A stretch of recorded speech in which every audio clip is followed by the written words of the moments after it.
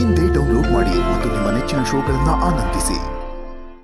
ಹಿಂಗೆ ದೂರ ದೂರ ನಿಂತ್ಕೊಂಡು ನಾನೊಂದು ತೀರ ನೀನೊಂದು ತೀರ ಅಂತ ಹಾಡ್ಕೊಂಡು ವಿರಹ ನೂರು ನೂರು ತರಹ ಅಂತ ಹಾಡ್ಕೊಂಡು ಇದು ಯಾರು ಬರೆದ ಕಥೆಯೋ ಅಂತ ಗೋಳಾಡ್ತಿರ್ತಾರೆ.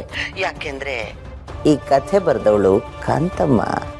ಶಬ್ಬಾಷ್ ಶಬ್ಬಾಷ್ ಕಾಂತಮ್ಮ, ಈಗ ಈಗ ಮೆಚ್ಚಿದೆ ನಾನು ನಿನ್ನ. ಥ್ಯಾಂಕ್ ಯು ಮೇಡಮ್ ರೇ. ಇನ್ನು 3 ತಿಂಗಳು ಅವರಿಬ್ರು ಸೇರಲ್ಲ.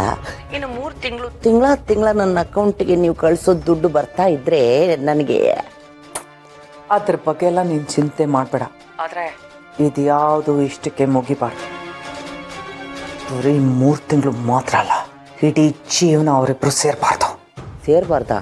ಜೀವನದಲ್ಲೇ ಸೇರಬಾರ್ದಾ? ಇದು ಸ್ವಲ್ಪ ಕಷ್ಟ ಮೇಡಮ್ ಅವರೇ.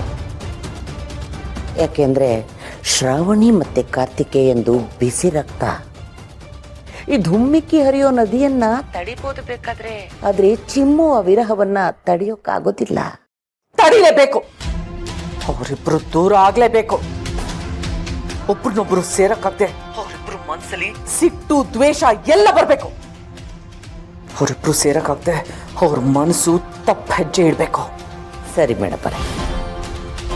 ನೋಡಿ, ಒಣಗಿದ ಸೌದೆನ ಒಣಗಿಟ್ಟಷ್ಟು ಧಗ ಅಂತ ಉರಿತಾ ಇರುತ್ತಂತೆ. ಹಾಗೆ ನೀವು ನನ್ನ ಅಕೌಂಟಿಗೆ ದುಡ್ಡು ಹಾಕಿ